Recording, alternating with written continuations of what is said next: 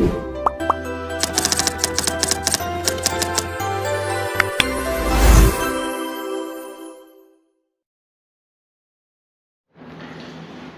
di sini saya akan menjelaskan komponen tentang implementasi sistem otomatis penyiraman tanaman. Nah, di sini ada beberapa komponen. Nah, yang pertama itu ada ESP32. ESP32 ini berfungsi sebagai microcontroller pada project ini. Terus yang kedua, di sini ada sensor DHT11. Nah, DHT11 ini berfungsi sebagai sensor suhu dan kelembapan.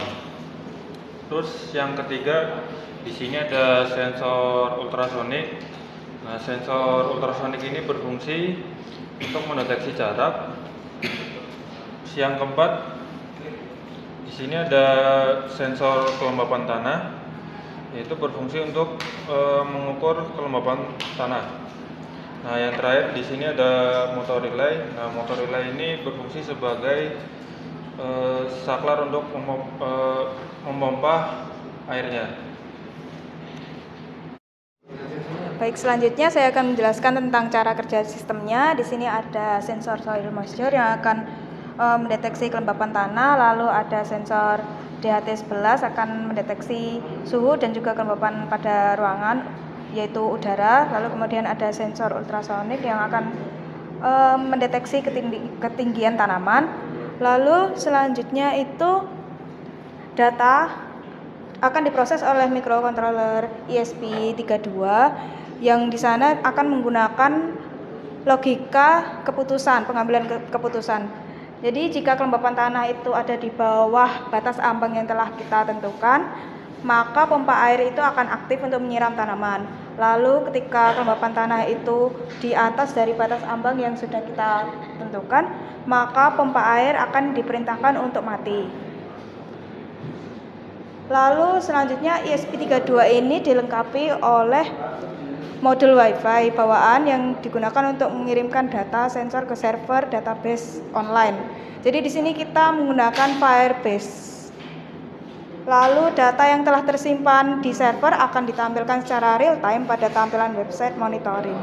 Jadi di sini dapat dilihat ada suhu udara, kelembapan tanah, tinggi tanaman dan juga status pompanya apakah dia aktif ataupun off begitu. Nah, untuk konfigurasi pin pada project kali ini kita menggunakan beberapa sensor, yakni sensor ultrasonik, soil moisture dan juga DHT11. Nah, untuk pembacaan dari sensor nanti akan tertampil pada LCD I2C, di mana T untuk temperatur, H untuk humidity atau kelembapan, kemudian S untuk soil moisture dan D untuk distance atau jarak dari tinggi tanaman. Nah, untuk konfigurasi pin dari program yakni di mana pin DHT ada di pin D3 pada node MCU, soil moisture di pin A0 atau analog 0, kemudian trigger dan echo ada di D1 dan D2, untuk relay ada di D4, kemudian SDA-SCL pada untuk LCD I2C di D6 dan D7. Nah, Oke, kemudian mengenai flowchart dari rangkaian yang sudah kami buat. Nah, sebelum rangkaian ini bekerja dengan semestinya, rangkaian ini akan melakukan beberapa tahapan proses agar bekerja dengan baik.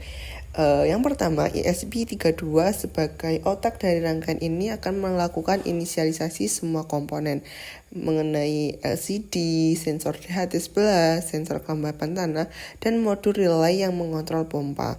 Nah, pada tahapan inisialisasi ini memastikan semua komponen bekerja dengan baik.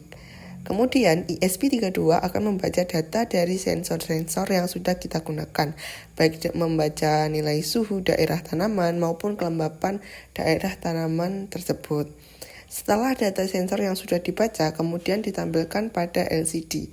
Nah, tujuannya agar kita sebagai pembuat rangkaian atau pengguna dari rangkaian ini bisa memantau kondisi tanaman secara langsung. Nah, setelah ditampilkan nih, data yang sama akan dikirimkan melalui ke web server dengan koneksi WiFi. Dengan ini tujuannya agar kita dapat memantau tanaman kita jarak jauh menggunakan website yang sudah kita buat.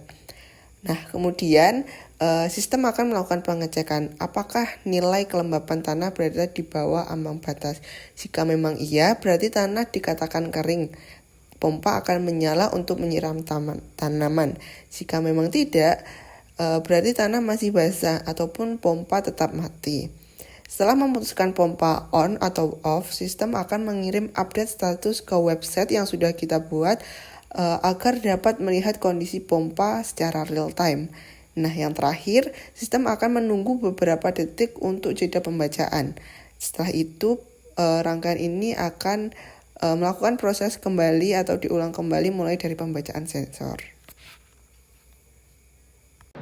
Ya, baik, selanjutnya ada penjelasan program Node MCU dan Firebrace and Sensor. Program ini dibuat untuk sistem monitoring otomatis yang mengirim data ke Firebrace dan mengontrol pompa air berdasarkan kelembaban tanah. Komponen yang digunakan adalah yaitu Node MCU ESP8266, DHT11, Soil Moisture, Ultrasonic Relay, dan LCD I2C. Berikut penjelasan tentang codingnya per bagian. Yang pertama ada library include. Bagian ini yaitu untuk mengaktifkan semua library, yaitu mulai dari ESP WiFi yaitu untuk menghubungkan Node MCU ke WiFi, yaitu ada lagi Firebrace ESP Client yaitu untuk koneksi ke Firebrace Real Time Database. Yang berikutnya ada DHT, ada Wire, ada Liquid Crystal yaitu untuk membaca sensor dan menampilkan data di LCD I2C. Yang kedua ada konfigurasi WiFi Firebrace yaitu Define, di mana di sini Node MCU diberi data WiFi dan alamat database Firebrace. Node MCU akan login ke dan sinkron otomatis. Nah, ada SSID-nya, ada WiFi password-nya. Berikutnya kita ada penentuan pin dan inisialisasi sensor yaitu dengan perintah define. Yaitu fungsinya define DHT11 ini yaitu sebagai pin sebagai pin D3. Terus ada soil measure yaitu terhubung di pin analog A0, dan ada lagi ultrasonic yaitu triknya di pin 1 D1, echo-nya di pin D2. Terus berikutnya ada relay pompa yang terhubung ke pin D4, dan ada LCD I2C yaitu SDA sama SCL. SDA itu terhubung ke pin D6 dan SCL itu terhubung ke pin D7. Ya, selanjutnya ada perintah fungsi ultrasonic. Jadi di sini ada, jadi fungsinya itu yaitu untuk mengirim trigger dan membaca pantulan suara ultrasonik dengan rumus return duration 0,034/2, yaitu digunakan untuk menghitung jarak berdasarkan kecepatan suara. Ya, baik, berikutnya ada format tanggal untuk riwayat yaitu string get data string. Nah, fungsi ini yaitu membuat format tanggal, contohnya seperti 2006 tanggal 18 bulan 5 yang digunakan sebagai folder penyimpanan history di Firebrace. Yang berikutnya ada setup awal atau setup. Ya, yang ini void setup. Nah, jadi void setup ini yang pertama menghidupkan LCD yaitu LCD init, LCD backlight, LCD set cursor sama LCD print. Yang kedua yaitu untuk menghubungkan Node MCU ke WiFi, serial pin connection to WiFi. Yang berikutnya login Firebrace. Ini login Firebrace, if Firebrace sync up. Nah, yang berikutnya ada sinkronisasi waktu yang dipakai untuk timestamp history. Ini history. Berikutnya bagian utama yaitu masuk ke void loop. Ini void loop. Seperti pengertiannya, void loop ini yaitu perintah yang berjalan terus menerus. Yaitu yang pertama ada membaca semua sensor. Yang ini float, humidity sampai distance. Yang berikutnya menampilkan data LCD mulai dari LCD clear sampai LCD print distance. Yang berikutnya ada logika kontrol pompa otomatis manual, yaitu mulai dari if Firebrace ready, sampai ke CMD for strict data. Yang berikutnya ada logika auto. Nah, logika auto ini ada di sini. If CND auto, if soil lebih besar dari 1024 dan soilnya lebih besar dari 750. Nah, berikutnya ada. Nah, di logika auto ini, jika tanah kering, nilainya tinggi, pompa akan menyala otomatis. Nah, jika tanah cukup basah, pompa dimatikan. Nah, untuk manualnya, on pompa dipaksa menyala, untuk off-nya pompa dipaksa mati. Nah, yang berikutnya ada mengirim data ke Firebase real time, yaitu ada di codingan yang bagian sini, yaitu JSON set. Nah, jadi di codingan ini semua data akan dikirim ke Firebase secara real time. Semua data dikirim setiap per 5 detik. Nah, di sini per 5 detik. Bisa juga kita buat per 1 detik. Tergantung kita mau berapa detik datanya dikirim. Ya, yang terakhir ada menyimpan riwayat histori. Nah, jadi setiap 5 detik itu data disimpan ke folder, yaitu perintahnya ada di node MCU history save. Nih, node MCU history. Oke. Nah, jadi setiap push berisi timestamp atau suhu, kelembapan soil, jarak dan ultrasonic dan status pompa, maka historinya akan disimpan. Nah, dengan program ini, node MCU dapat membaca sensor secara real time, menampilkan data LCD, mengirimkan data ke Firebase, serta mengontrol pompa secara otomatis berdasarkan kelembapan tanah. Selain itu, seluruh data juga disimpan sebagai histori untuk keperluan monitoring. Ya, jadi untuk selanjutnya di sini saya akan menjelaskan mengenai Firebase. Di Firebase sendiri ada 3 komponen utama, yaitu ada history, node MCU, dan test. Untuk history sendiri ini adalah menampilkan riwayat data dari pengetesan yang sudah dilakukan. Kemudian untuk node MCU sendiri di sini akan menampilkan beberapa properti seperti data, history, kelembapan, komen untuk melakukan pompa, status pompa, soil, kelembapan tanah, temperatur, dan ultrasonic, yang dimana ini adalah komponen yang cenderung sifatnya pada sensor. Untuk selanjutnya yaitu tes ini adalah bukti validasi daripada sebuah program masuk ke situs HTML yang sudah dibuat. Jadi di sini saya akan menjelaskan web pada sistem monitoring tanaman. Nah, di sini menampilkan beberapa data untuk monitoring tanaman. Yang pertama ada suhu udara, kelembapan tanah, tinggi tanaman, hingga status pompa. Nah, di sini juga ada tombol untuk mengirim perintah pada status pompa. Yang pertama ada status pompa nonaktif. Maka di sini akan mati ya pompanya. Lalu di data webnya akan memunculkan tanda nonaktif atau tulisan nonaktif. Apabila dihidupkan, dia akan aktif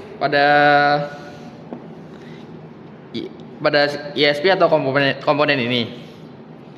Lalu di webnya ini status pompa akan aktif hijau. Nah, sedangkan apabila dibuat auto atau otomatis,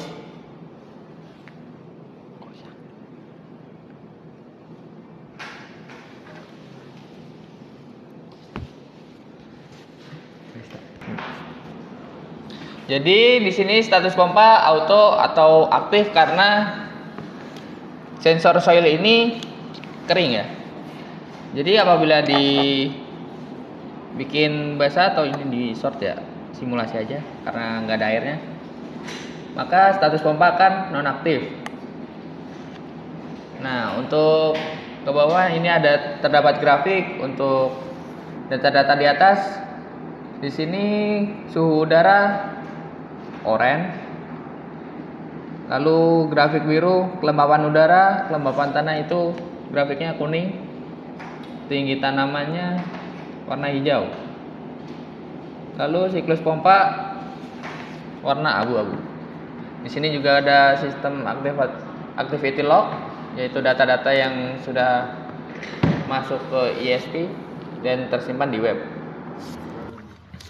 Nah, dari hasil pembahasan yang telah dijelaskan tadi, kita dapat mengetahui langkah-langkah suatu proses dalam pembuatan monitoring sistem yang berbasis IoT, yang dimana langkah awal untuk membuatnya adalah kita membuat database terlebih dahulu. Untuk kita mengetahui dari Firebase konfigurasi dari database ini, nanti kita akan mengambil APK dan database URL yang akan kita hubungkan ke Arduino menggunakan aplikasi Arduino IDE tersebut, agar ESP dapat mengirimkan data ke Firebase. Nah, pada real-time database tersebut, nanti pada opsi history ini, semua sensor yang diterima oleh ESP akan tersimpan langsung pada database. Kemudian dari database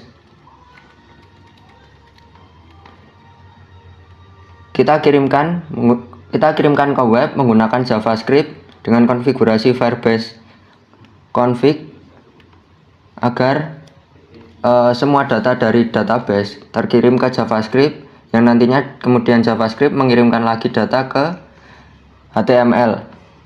Nah, kita coba run. Nah, semua data yang dikirimkan oleh ESP ke database, kemudian database ke JavaScript. Nah, hasil akhir dari JavaScript ini akan kita tampilkan ke web dashboard, di mana akan menampilkan suhu, kelembapan udara, kelembapan tanah, tinggi tanaman, dan juga status pompa. Bagaimana pompa itu saat posisi on atau saat posisi off. Nah, setelah ini kita akan menampilkan video bagaimana cara kerja rangkaian ini yang berbasis sistem monitoring tanaman IoT ini bekerja. Cara konsep pada rangkaian ini, ketika kelembapan tanah di atas ambang batas dari 500, maka pompa akan menyala, atau dalam artian tanah dalam kondisi kering. Nah, kita akan coba ini dalam kondisi tanah kering, kita ubah ke mode auto. Nah, pompa akan menyala. Namun ketika tanah sudah dalam kondisi basah, nah, kita sudah masukkan, maka pompa akan mati, di mana pembacaan dari IoT-nya adalah sebesar 400-an. Jadi kondisi tanah diartikan sebagai sudah dalam kondisi basah. Nah, ketika kita lepas,